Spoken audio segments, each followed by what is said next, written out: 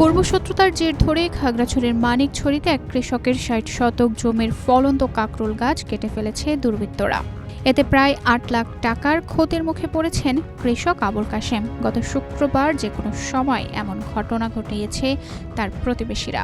প্রায় ২.৫ লাখ টাকা খরচ করে বর্গা নেওয়া জমিতে কাকরোল চাষ করেছিলেন আবুল কাশেম।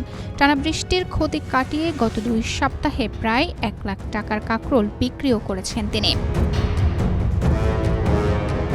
কৃষক জমিতে গিয়ে দেখেন দুর্বৃত্তরা গাছগুলোর গোড়া কেটে ফেলেছে। রূপায়ণ lake castle, welcome to the land of piece. এতে অপরিপক্ক অবস্থায় আরও ৩০০ কেজির বেশি কাকরোল সংগ্রহ করতে হয়েছে। কৃষকের আশা ছিল সবজির চাহিদা বাড়ায় এবার ৮ থেকে ১০ লাখ টাকা আয় করতেন। সেই অর্থ দিয়ে কোরবানির ঈদকে সামনে রেখে গরু মোটা তাজা করার পরিকল্পনাও ছিল তার।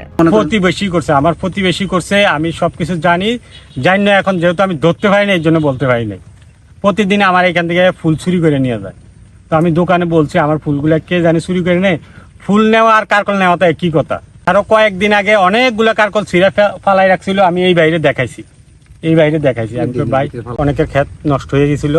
আমারটা আমি অনেক কষ্ট করে সার ওষুধ দিয়ে নাশি পরিষ্কার করে ঘরে তুলছিলাম। সকালবেলা কারকল কাটতে আসে দেখি সবগুলা গাছ কেটে ফেলছে।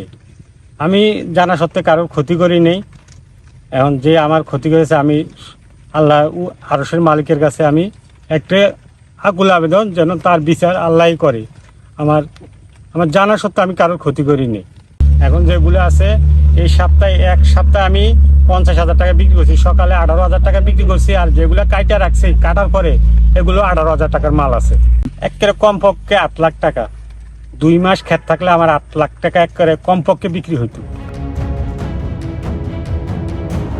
তানজিদা রহমান, ইনায়া, বাংলাদেশ প্রতিদিন।